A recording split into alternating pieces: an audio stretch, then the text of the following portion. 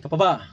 Ngayon po ay gagawa tayo ng short video lang kasi magkakaroon tayo ng opinion patungkol doon sa youth rally ng Iglesia ni Cristo at yung revelasyon ni Amy Marcos, Senator Amy Marcos, na pagkatapos sa dalawang malaking pangyayaring ito, ay sapat na ba or bababa na ba ang Pangulong Ferdinand Marcos Jr.? Yun ang sasagutin natin. But before we go further, magpapasalamat muna tayo sa kabuuan ng Iglesia ni Cristo and of course sa tagapamahala pangkalahatan ang Ka Eduardo V. Manalo na very successful yung ginawang rally. Kahit 2 araw ay talagang sapat na yun, no, upang marinig ang malahiganting tinig sa gobyerno dahil mayroon kagad kumbaga reaction or side effect during pa lang yung pangalawang araw ng rally ay talaga namang yung tinatawag natin executive secretary na si Lucas Bersamin ay nababa kaagad. At alam niyo ba na siya yung masasabi nating acting president kung wala ang presidente dito? Bakit siya nababa at anong mga kaugnayan doon kasi yung anak niya ay nababa? Before natin sagutin kung bababa na ba si PBBM, dito muna tayo. Alright? So, ngayon, pagka during yung second day na rally na Iglesia ni Cristo, napalitan ka or nababa or napalitan ka agad itong budget secretary na si Anina Pangandaman ni Ralph Ricto. Right? Yan yung sa budget secretary. Sino siya? Yan yung kausap ni Zaldico na tumawag doon sa kanya na, "Oops, ito ang sabi ng presidente na i-insert dyan." O, mga ganon. At of course, itong tatay na si Lucas Bersamin is nababa na rin kasi yung anak niya na itong si Undersecretary Adrian Bersamin, nasa naman siya, Presidential Legislative Liaison.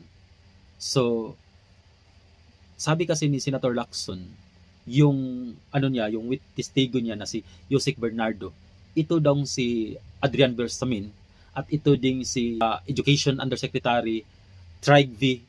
Olivar, sila daw yung tumanggap, no, ng bilyon-bilyon na hindi nakamalita, this time naka-armored car. Wow, ang tindi.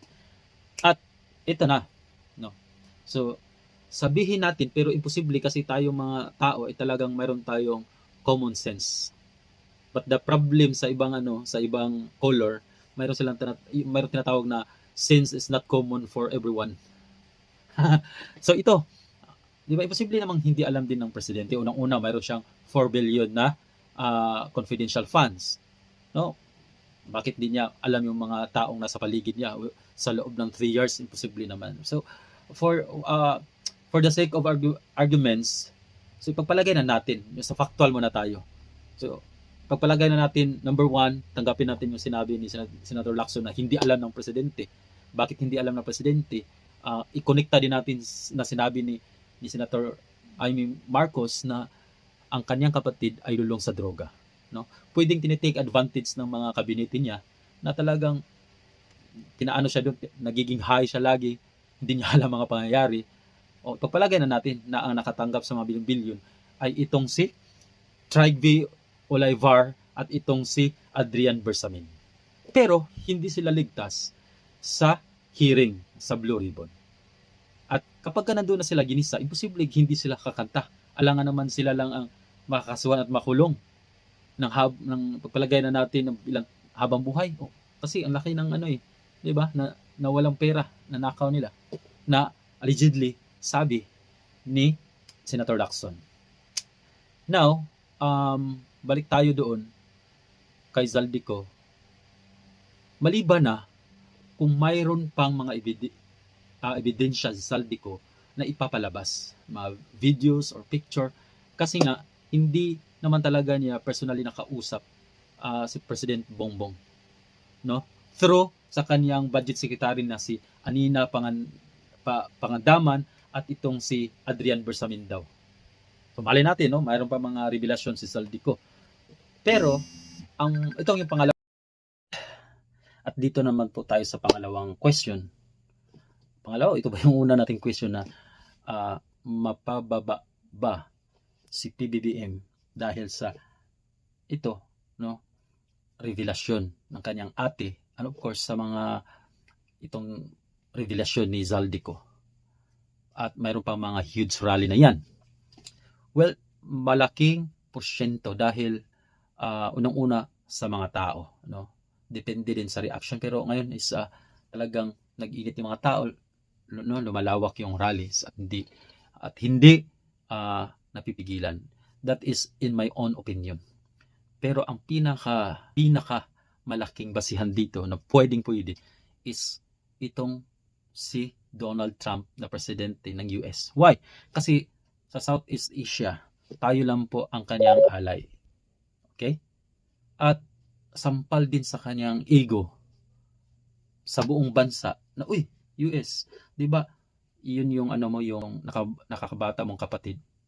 Si Uncle Sam yung pinaka big brother natin.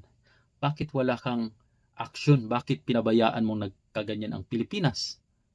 'Di ba? Mayroon silang economic war between China. Tapos itong China, although mayroon dito sa Southeast Asia na hindi niya ally sa mga countries, pero nag-invest ng mga train station, mga bilyon-bilyones, tapos walang corruption at maging lalo na sa mga allies na countries nila. 'Di ba? So matatouch din yung ego ni Donald Trump. And of course, the most pinakamalaking reason dyan is itong nagkakandak din siya ng war on drug. Parang ginaya niya si PRRD. Diba? Against din siya sa mga drugs na yan. Tapos nalaman niya na, of course, napabalita yon international, yung revelasyon ni Jaime Marcos. Di ba? So, ngayon, ano kayang iniisip ni Donald Trump? No? Kaya, yung dalawang rason yun, plus ito pang malaking rally ng Iglesia ni Cristo. Imaginin mo, 2 araw. No? Siyempre, makakapag-isip yun si Donald Trump na kailangan na itong mapalitan. Pag alam na natin, kapag ka-Amerika ang gumalaw, yun. So, wala tayong magawa. Ganon talaga ang buhay. So, I hope marami tayong mga natutunan sa mga opinion na mga ganitong bagay. So, God bless everyone. To God be the glory.